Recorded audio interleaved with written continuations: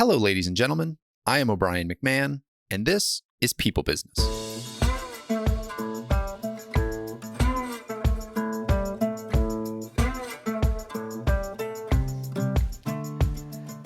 In this episode, I'm joined by Julie Jones. Julie is a business protocol and etiquette expert, a sought-after public speaker, corporate trainer, and educator. She is certified by the Protocol School of Washington, a nationally accredited institution, and she has a 15-year career in education as well as a career beyond that as an entrepreneur and business owner, where she built a plumbing company from the ground up, selling that company in 2021. In this conversation, we jump deep into the topic of business etiquette. What is etiquette? How has it evolved over time? And in this sort of modern shifting world where we're not quite sure what the expectations are of where to work, how to show up to that work, and everybody's got differing opinions. You're reading a lot about it in the media.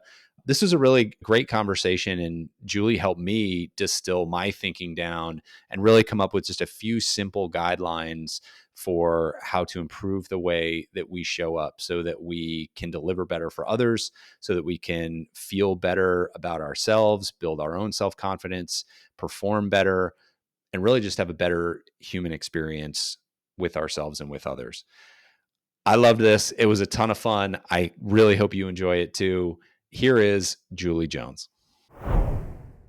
Julie, welcome to the show. I'm excited to jump in and talk about etiquette today. I think this will be a really interesting and fun conversation. So thanks for coming on. Well, thank you for having me, O'Brien. It's a great pleasure to be here and to talk about my favorite topic.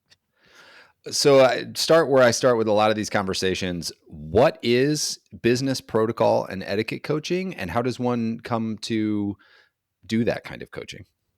Business etiquette, the coaching falls under this big umbrella of etiquette and protocol. But what it really is it's about professionalism. It's about helping people be better about the way they show up and getting into a mindset that everything is not about me.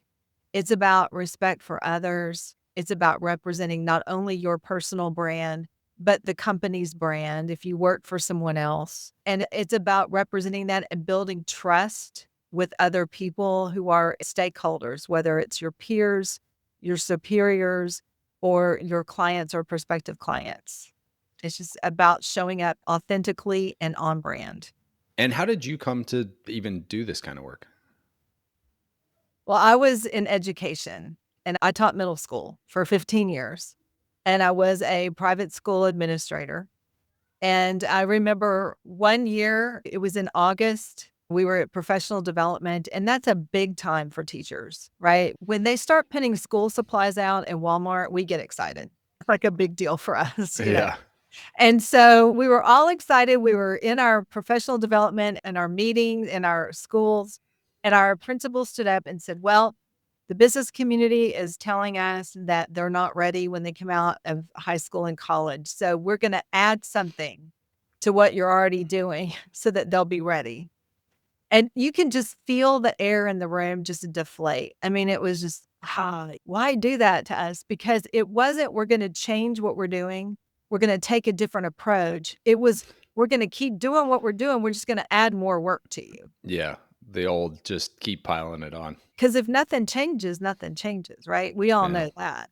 Yeah. And so I started researching why are they not ready? And what I discovered is that companies are hiring etiquette consultants to come work with their new hires to help them navigate the professional setting. And I thought, that's it. The research that I found was that 85% of a person's success comes from their ability to connect with others. It's not so much that you made a 4.0, although that helps get you to the door. It's not so much that you have all the letters after your name and all the degrees. What really matters is how others view you and how well do you connect with them. And that's what determines how far you go in life. It's people skills. So somebody could hear that and say, or feel dejected because, well, I'm not an extrovert. And I could go to training, but it's uncomfortable, and I don't know that anyone's going to turn me into an extrovert. So, Yeah. what's the difference between extroversion and what you're talking about, connecting with other people? Oh, such a great question because I'm an introvert. But the connection with people determined by are you an extrovert or introvert? It's about the heart for other people, the passion for what you do, the image and how other people see you. Do you know how to look someone in the eye and have a conversation? That's huge because small talk is a big part of what I do. When you're Mm, out meeting people, you have to be able to carry on conversations, especially at networking events. How do you network? That's a big part of it. It's not so much, can I walk into a room and be noticed and have people think to themselves, I think I need to go meet that person. yeah, And so that's really what I do is teach people how to be approachable, how to have a heart for service, how to represent your brand, how to take a client to dinner and not embarrass yourself or your company. It's really about being in the moment and being with someone and then capture their attention right yeah. now. So when I think etiquette, like etiquette is kind of an old-fashioned Oh, I word, know. I right? know. And Yeah, you think rules, you think of exactly. pomp, and you think, was it Bridgerton or one of those types of shows with the white gloves, and there are the rules, and I think of the table with all the table settings and everything goes in its right place. And like I get that some of that is etiquette, but like, I guess, what are the categories that would help people understand what modern etiquette involves? So, modern etiquette today involves respect for others. Instead of saying it falls under a big etiquette umbrella, for me, I have put etiquette inside of an umbrella of people skills Okay. and human interaction.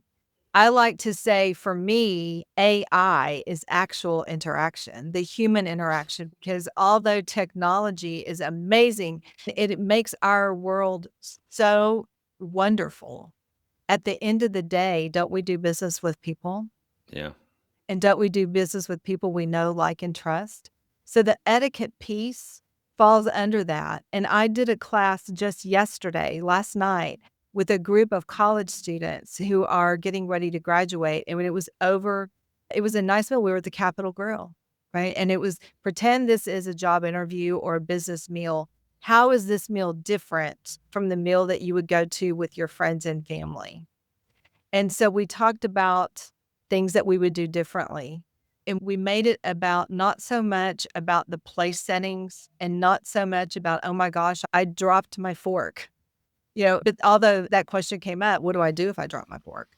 But it also came to what about the conversation? Because it's really not about the meal, it's about the conversation and around that meal. And so we had the best time. It was probably a 2.5 hour class, and they literally came to us and like, "Hey, we're closing," because everyone was so engaged with what we were talking about. And so I ended up just passing out my cards to everybody and saying, "If you have any more questions, just reach out to me." Yeah. How much of etiquette training, like preliminary etiquette training, is just don't be a slob? Yeah. And I say that kind of tongue in cheek, but like at your dinner, it's like, well, what do I do if I drop the fork? Well, what do I do? It's more about the conversation. To me, in my head, I'm like, there has to be a base level of civility, manners, composure, where somebody can sit there and not be got food all over their face and they're making a mess, and like there's like a base hygiene factor there. Same with work, right? Like, you show up, even if you are in a casual environment, there's a base level of hygiene that you need just to kind of like operate Yeah. above a certain level. Like, Yeah. how do you frame that? Well, I frame that for employers, I would say that comes from a first interview that could be a video chat where if they're not gonna turn their camera on, don't hire them, don't take them on. If you can't see, if what they have behind them is a stack of messy papers, or they've got it, I've been on Zoom calls before where somebody's in a bedroom and behind them they've got an open closet that's a mess and their bed is unmade. And I'm like, okay, that's part of your image. Yeah. And so those are people that we're not going to hire because like you said, we have to have a jumping off point of you have to at least to be here. And then we can teach you what to do if you drop your fork or, what to do with your napkin, all of those things we can teach, but you've got to come to us with some basic knowledge of I have enough respect for myself to make sure that my background is professional and that if I can't clean up, I'm going to do a virtual background that I don't fade into when I move, those kinds of things. I want to take care of these basic things first. And if somebody comes to you and they don't have that, then that's not a candidate for you. This might be a dumb question, but No, why does no. that matter? Oh, because everyone wants to do business with people who have their act together. And so if you don't have your act together, that first impression puts something in someone's mind that says, well, if they came messy and they certainly don't know how to eat without getting food all over their face, what else did they skip learning? Yeah. So it has the matter to do with the image of how people see you and do you have your act together? Yeah. I mean, I think dating is the same way, Oh, right? wow. If Do it. somebody shows up and they're a slob, you're like, even if they're put together, if like their house is a mess or there's like all the other stuff going on that would be red flags. And it's interesting because I believe that those things are important. I try to pay attention to as many of them as I can. I try to coach our team members on that kind of stuff as much as possible. Especially, I actually have a film production background from college. And Oh, so I've spent a lot of time in college thinking about how do you frame up what you're like, how do you pay attention to what you're looking at in the frame and make sure everything's there on purpose. So yep. when COVID happened and everybody was just like in their bedrooms doing this, I was like, no, no, no, we gotta focus on framing here. So Yeah. I have like a definitely pay attention to that stuff, but I guess I've never asked the question of why it's important. Yeah. And to your point, like we want to be around people who are engaged to a certain, at least to a certain minimum threshold. Yeah. Like minded values. So I used to own a plumbing company. I don't know if you know this or not. If a plumber came in to apply for a job, and I had someone do this is a real story. He came in on a Saturday because he worked, and we respected the fact that he didn't want to take work time to come interview for another job. That was a plus. But when we came in on a Saturday morning, he arrived 45 minutes early for the meeting. And that's not terrible, but on a Saturday morning, it's, go drive around, get some coffee, and don't show up and be waiting for us 45 minutes early because there is an etiquette to that too.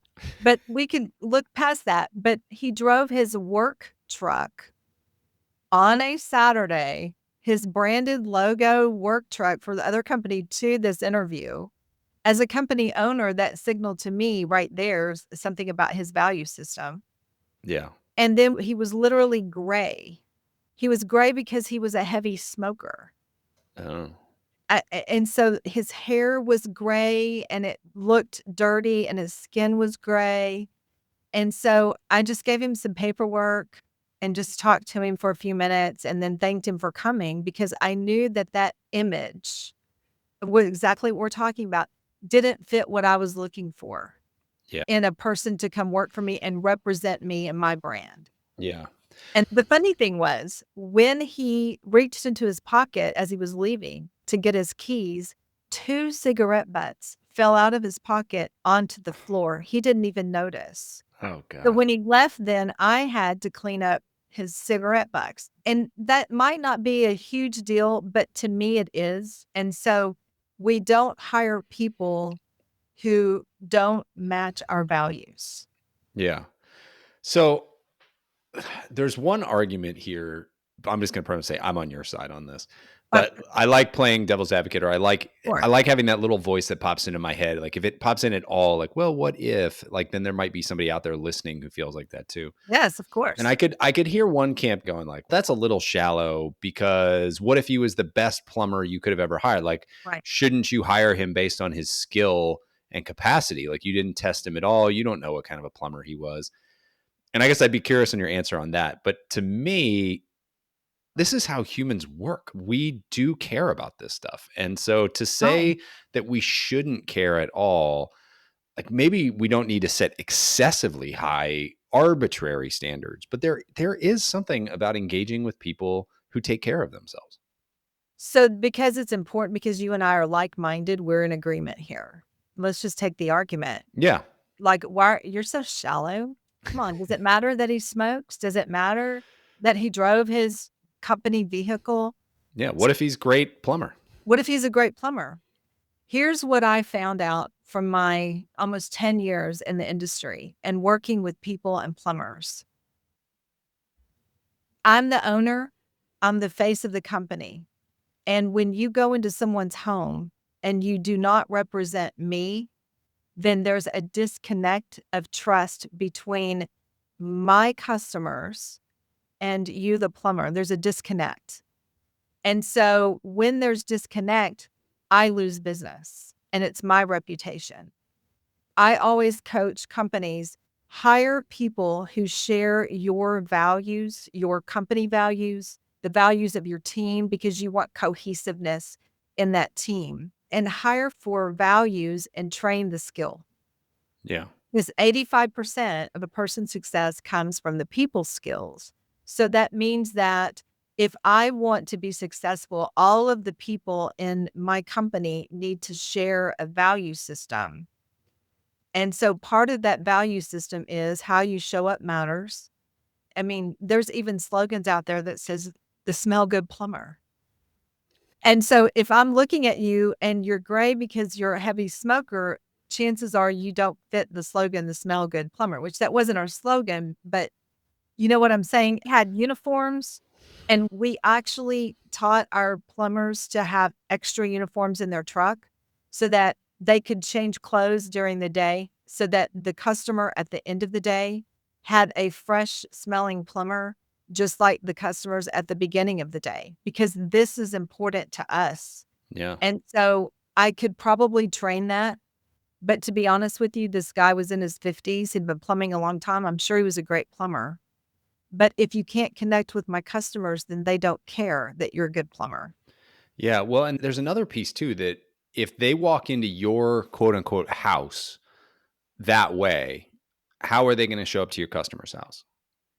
And so Right. if you are having a reaction that's like, ooh, I don't know about this person, then likely other people are going to have that same reaction too. And even if they are a great plumber, we're using plumber here, this could be anything. Well, that's yeah, it Yeah, could be. even if they are a great plumber, if they're showing up and they're making somebody uncomfortable right off the bat, Can I also go down another path that could kind of give a please. different analogy? Yeah. The first people that I met networking was a man here in Dallas who is very connected. He works with an insurance company and he knows everyone.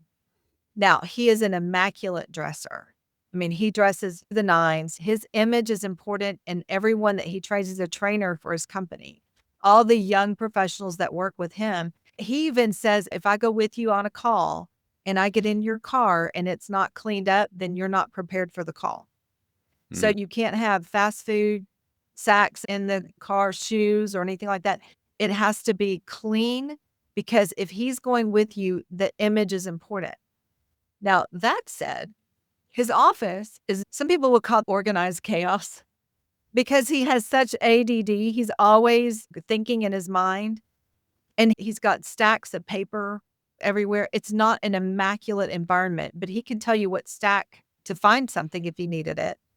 And this was, of course, years ago when people had stacks of papers. But what I'm saying is his image was important, even though he might not be completely organized in his office. When he shows up to the customers and he's client facing, he is on point. with his brand and with his company's brand. And he sets that expectation for everyone that he trains. What is your reaction to the sentiment that, again, quote unquote, we want people to bring their whole selves to work? I'm probably going to get on my soapbox here and know that I'm older than you. And so some people are going to go, "You're so outdated."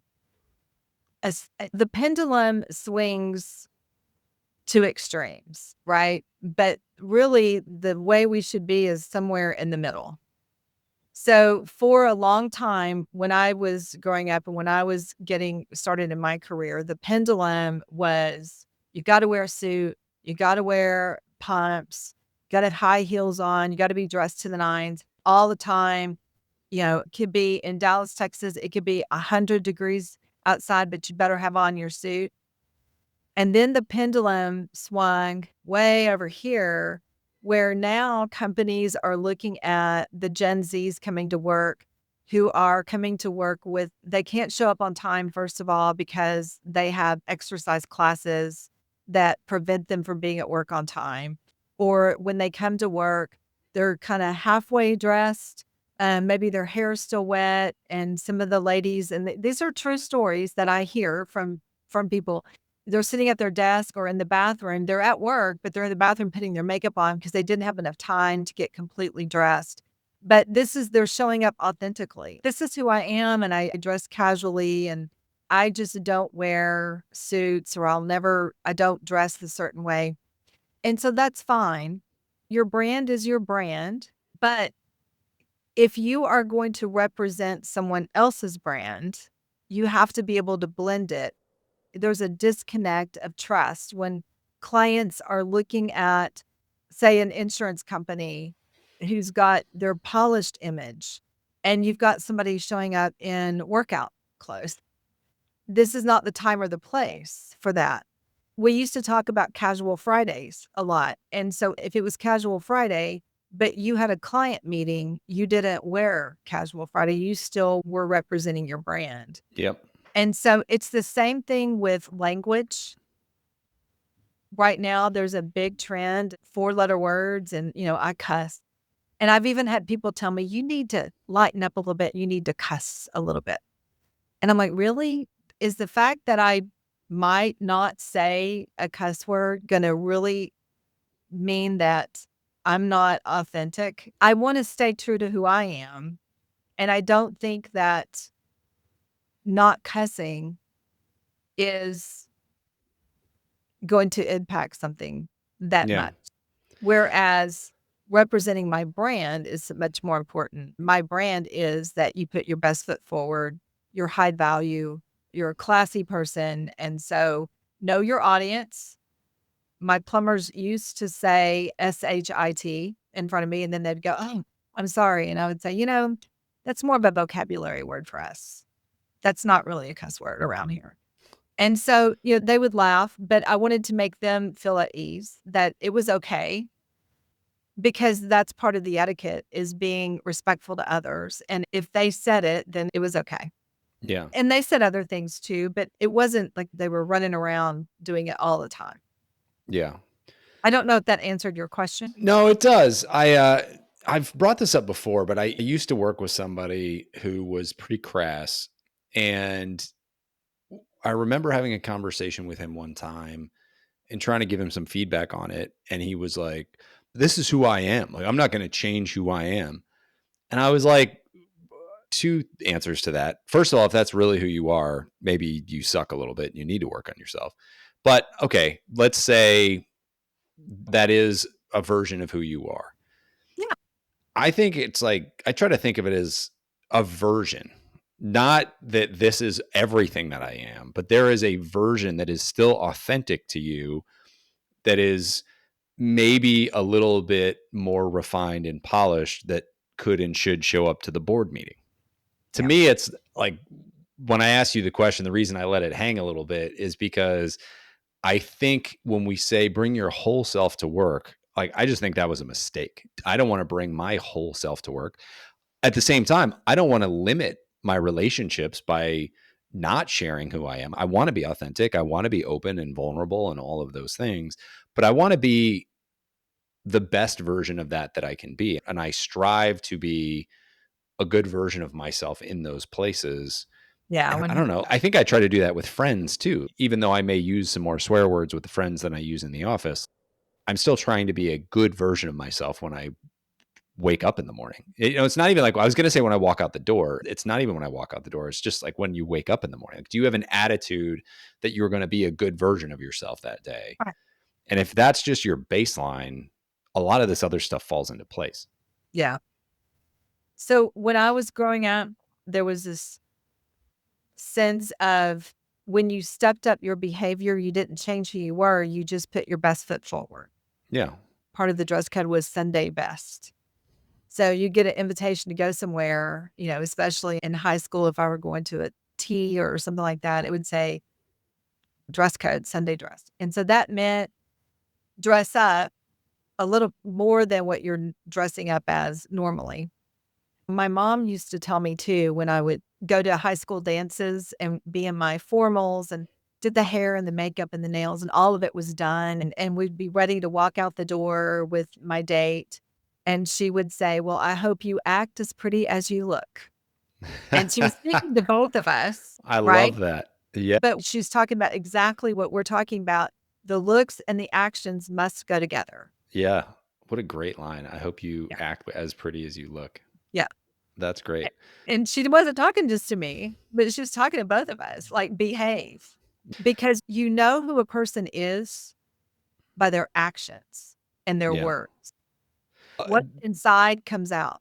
And there's something to putting that effort in too, where my dad would say this. I got to confirm this with my parents, but I don't think they let me wear t-shirts to high school.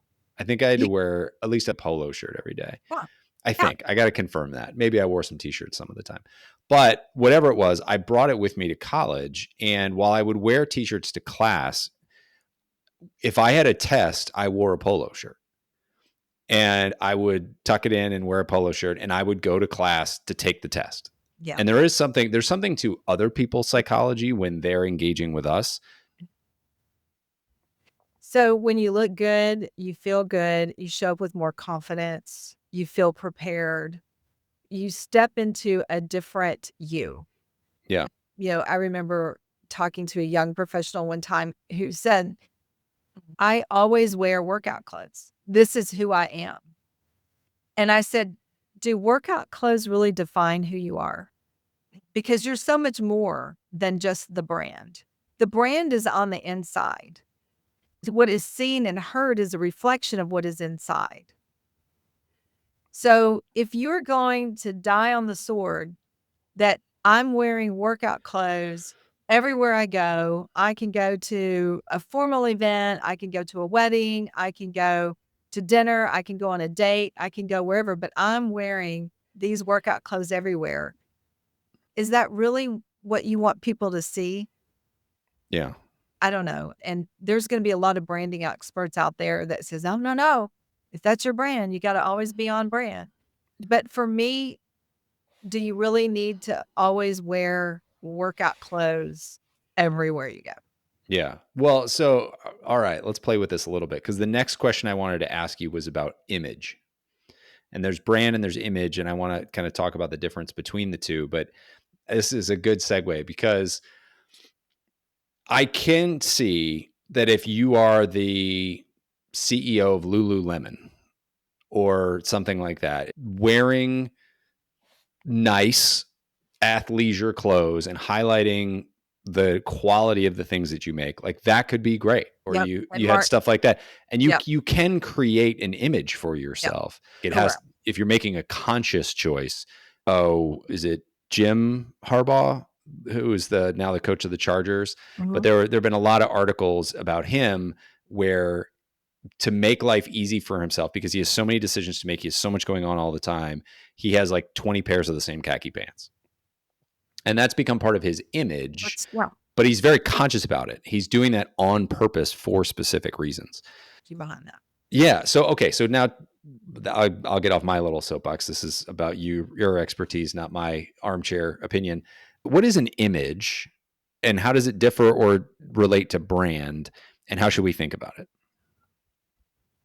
So image is how others see you, right? If you're an entrepreneur and you're building your brand, or if you have a brand within your company, let's say that you always wanted to wear the vest that you're wearing with a blue, with that, you could brand that and say, I wear this. I have these in every color. I've got, the patterned shirts with this in every color. And I do this all the time. There's a man here in Dallas who owns a PR firm, and he is known for loud, crazy button down shirts. He always looks like $1,000,000, but the fabric is kind of bright colors and fun patterns.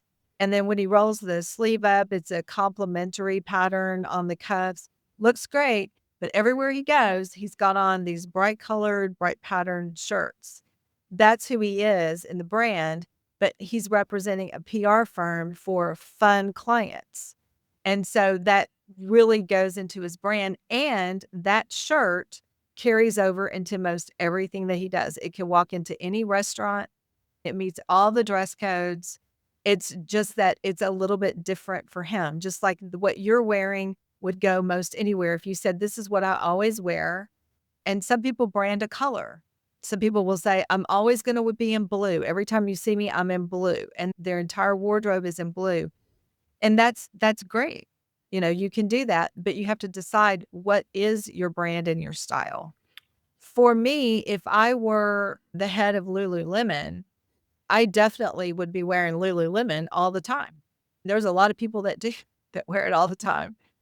But what if you were getting some big award in Washington, D.C., and it was a gala at night? Would you wear a formal, or would you have Lululemon make you a formal? Or, what is it that you're going to do there? You can still be you and not be married to a particular clothing, is what Yeah. I'm saying. And brand. When does it make sense to even start thinking about this? If I'm the CFO at a company, or if I'm a frontline manager, first time manager, like, do I need to pick out my color? Do I need to pick out the same pair of pants to wear every day? Like, why would somebody start to pay attention to this? Where would it help? And then where does it not help? And then I've got the follow-up question to that is, for the vast majority of people, I think, that probably don't need to think about this, I'm guessing to that. Yeah, no, and it's all great because it all goes together. So entrepreneurs do this a lot. And if people are building their brand entrepreneurial and they want to be known as this brand, then they brand the colors and they brand the fonts and the logos and they have consistency across all of the social media platforms. And when you see them in person, you can make the connection between, oh, this is the real person, because they're on point, they're on brand. If you're an entrepreneur, you don't want to have one logo and one set of colors on Facebook and then on LinkedIn look completely different. You want that brand to be the same. And you can do that. You can brand your colors, you can brand even what you wear. You can have the t-shirts and the 20 pair of khaki pants and say, this is what I'm wearing. I know a lot of people that do that. That just because it does help reduce decisions, and then that's just one less thing you have to worry about is what you're gonna wear, you put it in your clothing. I actually coach that in image coaching when I say, "What is your style? Do you have a color palette? Do you always wanna wear the one color or shades of one color, or do you wanna wear a palette?" So for me, I have a palette, but my style is what I brand more than the colors. But I have certain colors that I wear, and I would do a lot of solids, no big patterns. I don't do florals and things like that. Whereas I met with somebody earlier today who says, I only wear florals. This is all I do. So the reason that somebody would want to do that is, I mean, clearly, if you're an entrepreneur and you're building your company brand, it's obvious that you'd want to do that, right? Yeah. Well, it draws attention, creates familiarity Yeah. and recognition. Yeah. Right. In corporations, and when I worked early in my career, when I was in economic development, I wanted to be known as somebody who was well dressed. It was just about my style. Somebody who was always put together. That's where I started. You were talking about going to college dressed up. I had 8 o'clock classes. all 4 years in college. And in the last 2 years, when I got into the business school and I was studying business really hard, I would get up every morning and dress for business. I would say, this is my job. I'm getting ready to go to work. And so I was known, back then, everybody kind of made fun of me. You're kind of the nerdy girl who's dressing up. But it was my image because I wanted to be well dressed and always look put together. And that's my brand. And so you can brand yourself depending on what's inside of you. And that's, where you've got to peel back the layers and say, who are you? And then how do you reflect that image? Appearance is part of it to others.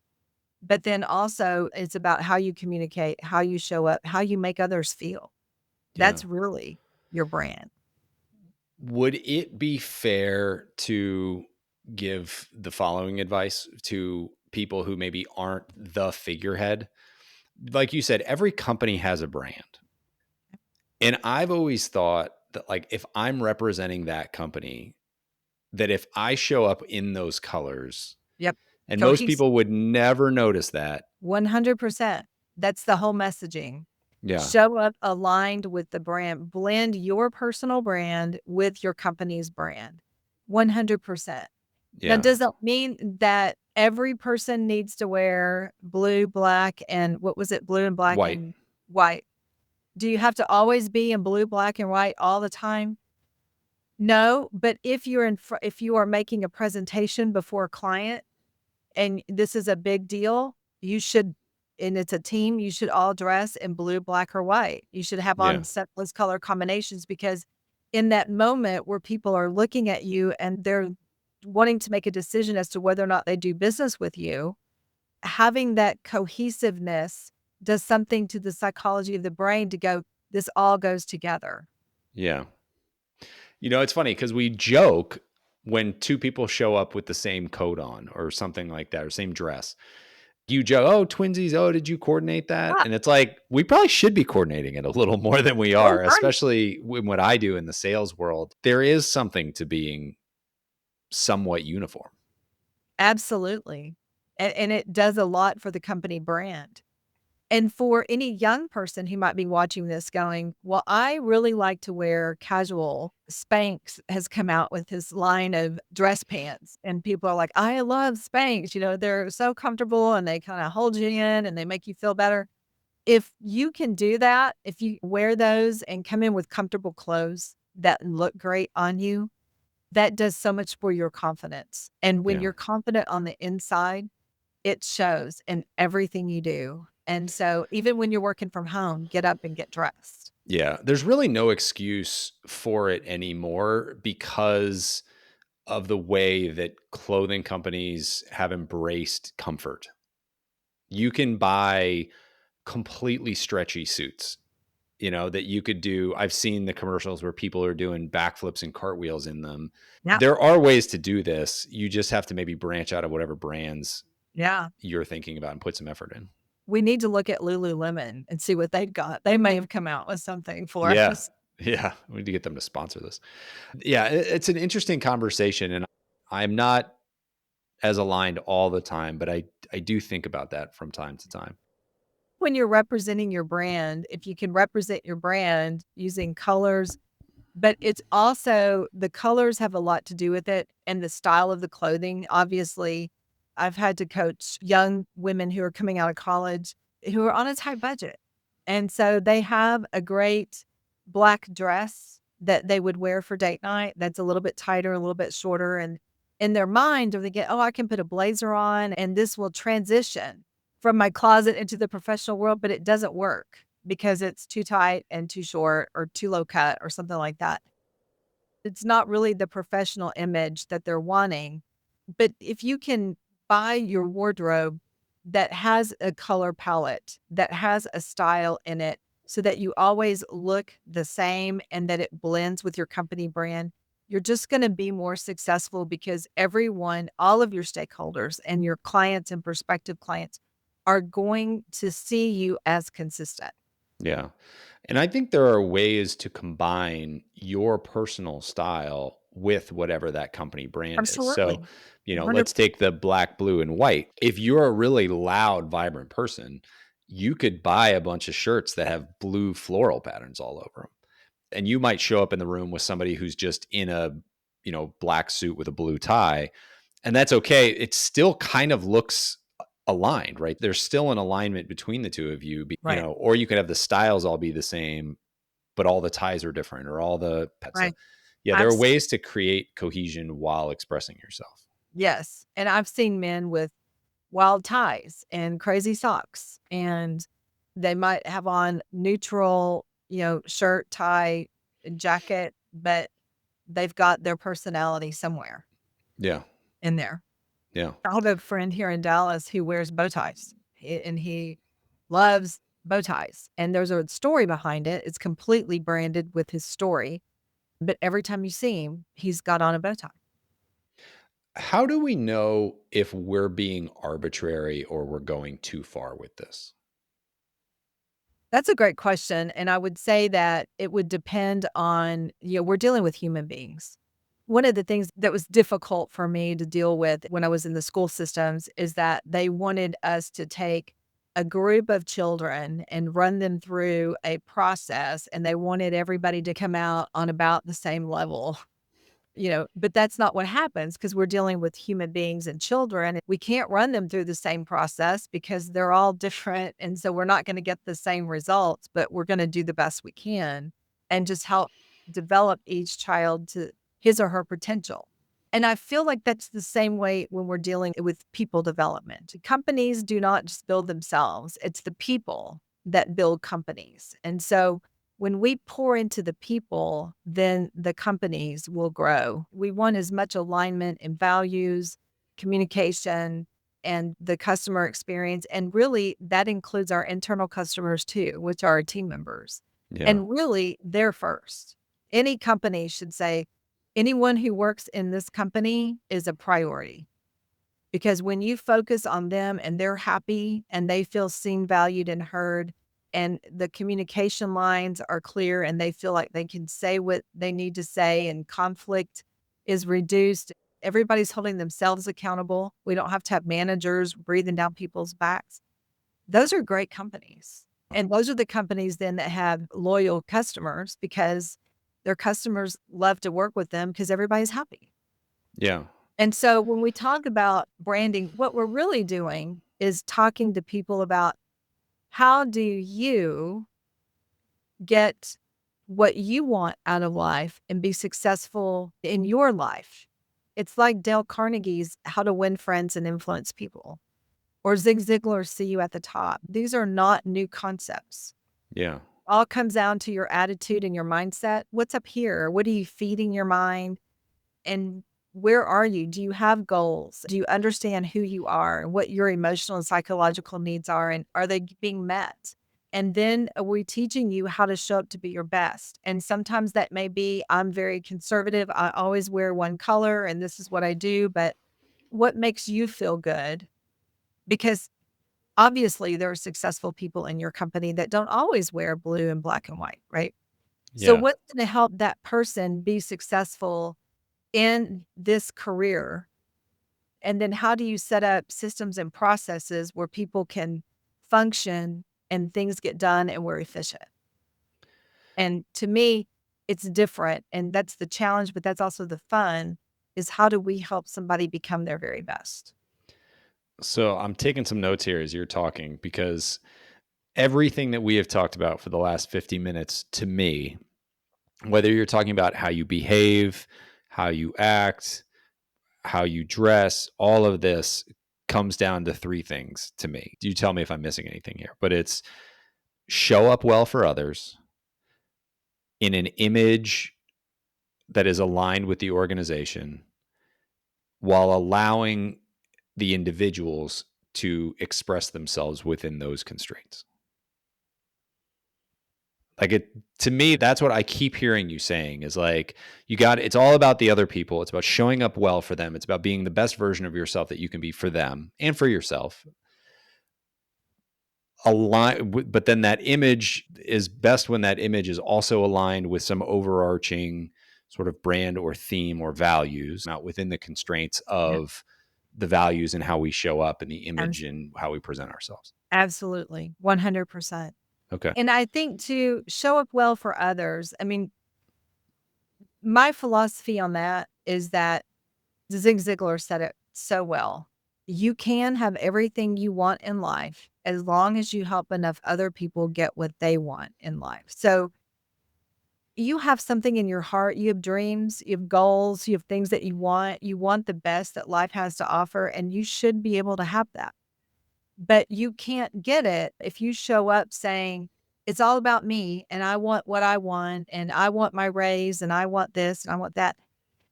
You have to show up well for others because it's your contribution to others that will get you to where you want to go. You want to get promoted, get more skills, learn something new that adds value to the company. You want to be good with people, start interacting and learning how to have productive conflict. Conflict is not a bad thing, but toxic conflict is.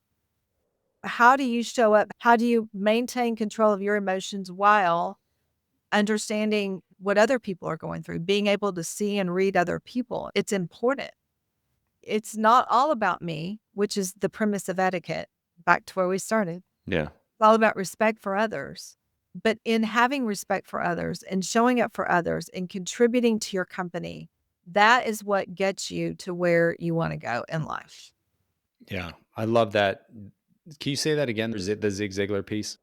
You can have everything you want in life as long as you help enough other people get what they want in life.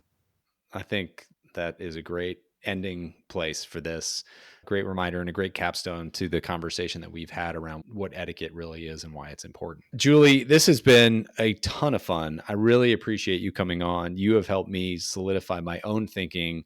As I've said, I've spent a lot of time thinking about this kind of stuff, but being forced to talk it out with you, it's really solidified a lot of my thinking around it. So I appreciate that. I appreciate your work. Where can people find you, engage with you, work with you, that kind of a thing, if they want to improve their etiquette and protocol game? Well, I have a website. It's www.todaysprofessionals with an S, today's with an S, professionals with an S.com. And I'm also on Instagram, LinkedIn, Facebook, X under the handle, The Real Julie A. Jones.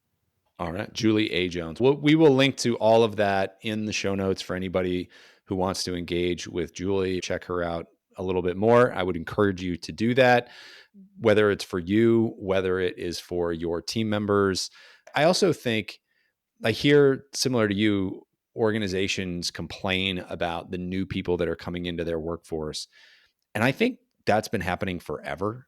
And I Oh, just think organizations need to just accept the fact that new generations of workers every year will have skill gaps that we need to help them fill. And right now, we're helping them fill these interpersonal gaps. And judge it all you want, but that's not going to make it any better. What would make it better is if we lean in and we help our young people learn the skills that are going to make them successful. right. So Right. that's my And that's little what plug I for, do. Yeah. yeah, that's my plug for And your that, work.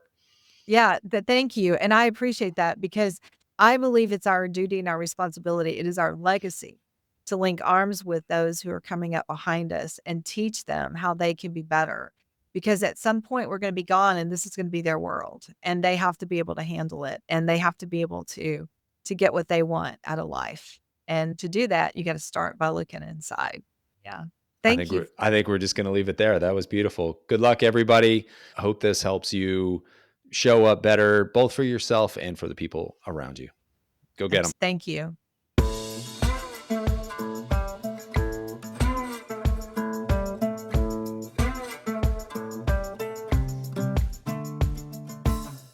Hey folks, one last thing before you go.